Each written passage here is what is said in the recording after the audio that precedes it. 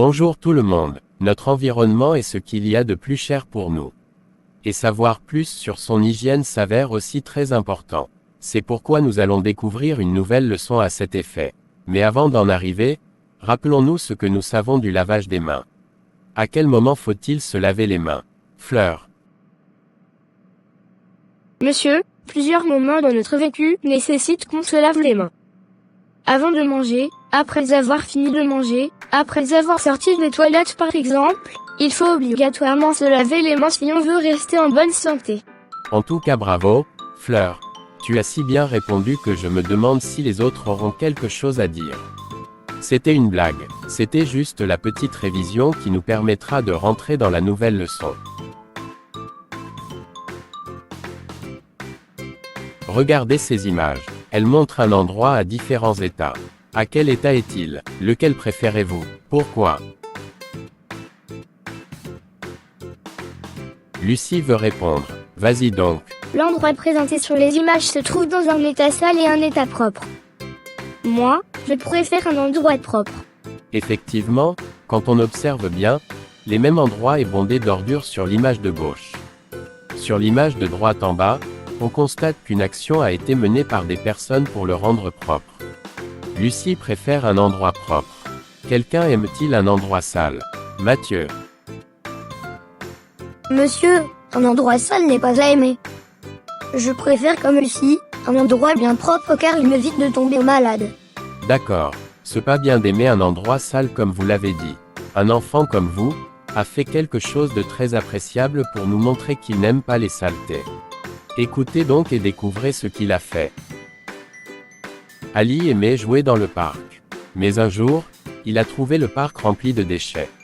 Il a décidé de les ramasser et de les mettre dans les poubelles. Quelques instants après son acte, le parc est redevenu propre et agréable.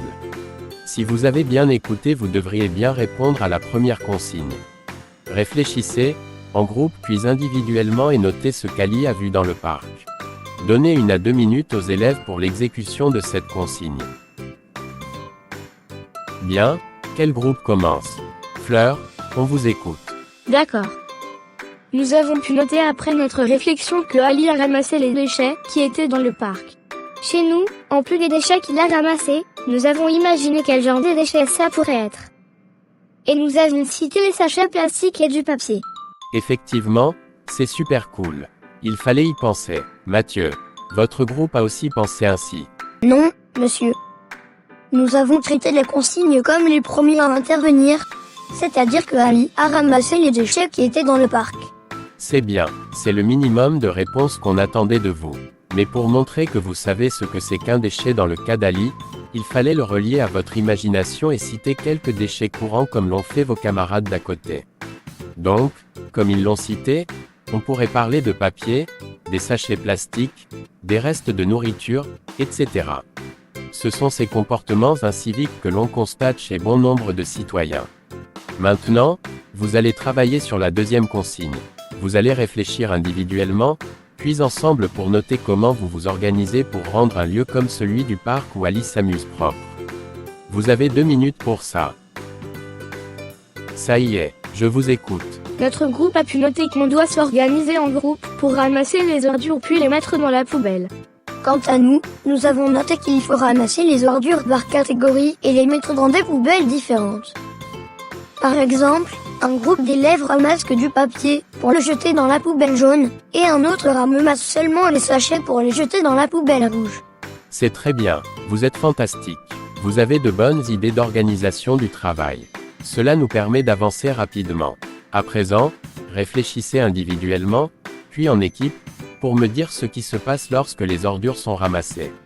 Lucie, on commencera par vous lorsque le temps de réflexion sera terminé. 2 minutes. Stop. À vous de jouer. Monsieur, lorsque les ordures sont ramassées, notre environnement est propre, on vit bien les sangs. Oui, c'est exact. Fleur, qu'avez-vous noté? Lorsque les ordures sont ramassées, notre cadre de vie n'est plus pollué. On est en bonne santé. Effectivement. Mais nous avons pensé à la protection des animaux. Les animaux ne tombent pas malades. Je suis vraiment très satisfait de vous. En résumé, Le ramassage des ordures est une très bonne action car c'est un acte civique. Il rend le cadre de vie agréable et est source de protection contre les maladies. Qui peut nous faire le résumé de tout ce que nous avons vu? Fleur, tu as la parole. Monsieur, on peut retenir de la leçon d'aujourd'hui que quand notre cadre de vie est désagréable, il faut ramasser les ordures et les jeter dans la poubelle, car en faisant cela nous rendons notre environnement sain, et protégeons notre santé et celle des animaux. Super. Un résumé bref et concis. Désormais, dans notre école, nous jetons toujours les ordures dans les poubelles.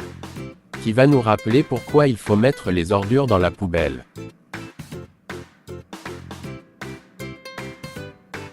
Il faut mettre les ordures dans la poubelle pour éviter de polluer l'environnement et aussi protéger notre santé et celle des animaux. Voici ce que vous allez faire en dehors de la classe pour les prochaines fois. Dessinez une scène où l'on ramasse des ordures et utilise les poubelles. Inventez un slogan collectif, propreté, santé, respect de l'environnement. Réalisez une affiche de sensibilisation pour la classe ou la cour. Au revoir.